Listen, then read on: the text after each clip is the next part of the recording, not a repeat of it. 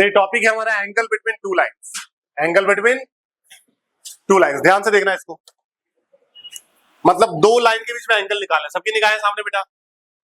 दो लाइन के बीच में एंगल निकालना है, ठीक है। पहले वेक्टर फॉर्म में बताता हूं। ये एक लाइन है L1 और एक लाइन है L2। इसके बीच में एंगल है थीटा। इसके बीच में एंगल क्या है? थीटा। इसका इक्वेशन है suppose R vector is equal to A1 vector plus lambda times of, और इसका इक्वेशन है R vector is equal to A2 vector plus mu times of B2 vector. ऐसा है, समझे कि नहीं?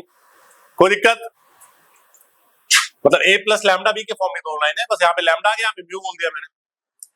तो cos थीटा का जो फॉर्मूला होता है ना बेटा, अगर दो लाइन का इक्वेशन आपको वेक्टर फॉर्म में दिया हो, एंगल निकाला उनके बीच में, सो cos थीटा का फॉर्मूला होता है B1 vector dot B2 vector upon B1 vector का मैग्नीट्यूड इनटू B2 वेक्टर का मैग्नीट्यूड का modulus. By using this formula हम निकालते हैं दो लाइन के बीच में एंगल। कोई दिक्कत वाली बात? सो अगर दो लाइन का इक्वेशन दिया हुआ है, हम A वेक्टर का यूज ही नहीं करते हैं, खाली B का यूज करते हैं। B1 dot B2 upon B1 का मैग्नीट्यूड इनटू B2 का मैग्नीट्यूड का मॉडुलस। कोई दिक्कत वाली बात? ये हमारा वेक्टर फॉर्म है। और यही लाइन अगर मुझे कार्टेशियन फॉर्म में गिवन हो, ये रहा दो लाइंस L1 और L2, इसके भी ये एंगल है theta.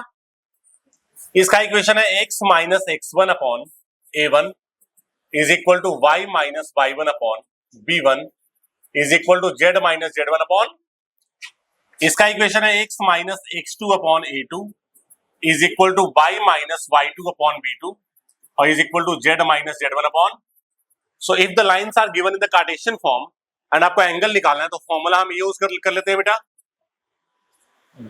A1 A2 plus B1 B2 plus C1 C2 divide by under root of A1 का स्क्वायर प्लस B1 का square plus into under root of A2 का स्क्वायर प्लस B2 का square plus और इसका modulus.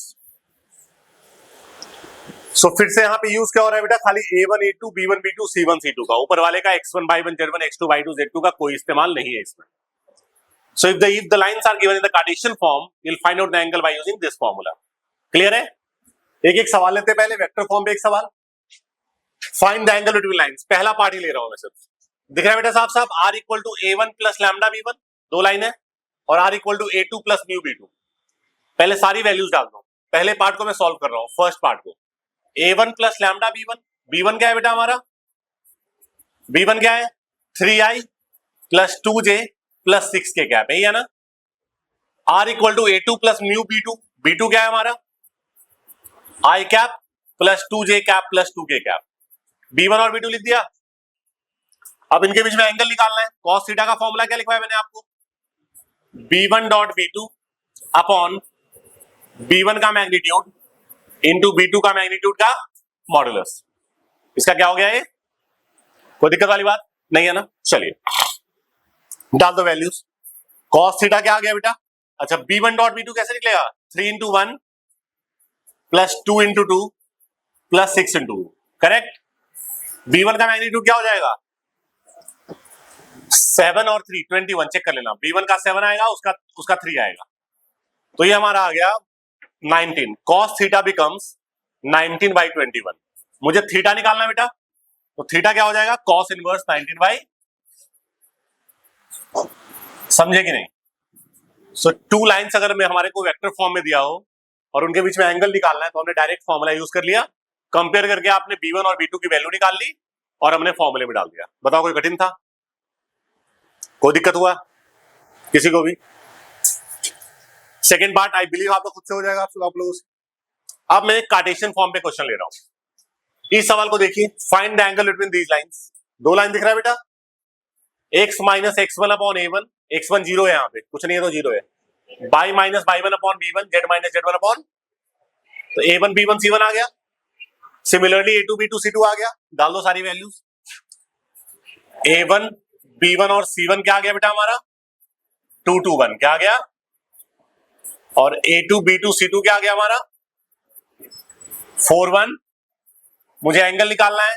cos theta का formula क्या लिखवाया मैंने आपको, a1 a2 plus b1 b2 plus c1 c2 divide by under root of a1 का स्क्वायर प्लस b1 का स्क्वायर प्लस और इंटू a2 का स्क्वायर प्लस b2 का स्क्वायर प्लस और इसका मॉडुलस। डाल दो वैल्यूज। a1 क्या है बेटा हमारा 2 into 4 plus 2 into 1 plus 1 into 8, correct. नीचे क्या हो गया बेटा, अंडर रूट ऑफ a1 का स्क्वायर प्लस b1 3 हो जाएगा। यहां पे क्या हो जाएगा हमारा, इसका आंसर ही 3 आएगा। ये हमारा 3 हो गया। फिर इंटू इसका 64 65 और 16, 65 और 16 कितना हो गया भाई 81 9, शायद 9 आ जाएगा, चेक कर लीजिएगा। तो ये बन गया हमारा 8 2 10 10 और 8 18/27। ये तो 2/3 आ रहा है, कैंसिल आउट हो गया। cos थीटा 2/3 आ गया बेटा, थीटा क्या हो जाएगा cos इनवर्स 2/3।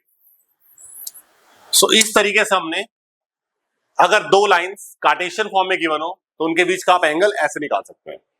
कोई दिक्कत वाली बात किसी को भी? ध्यान से इसको डन कीजिए एक बार।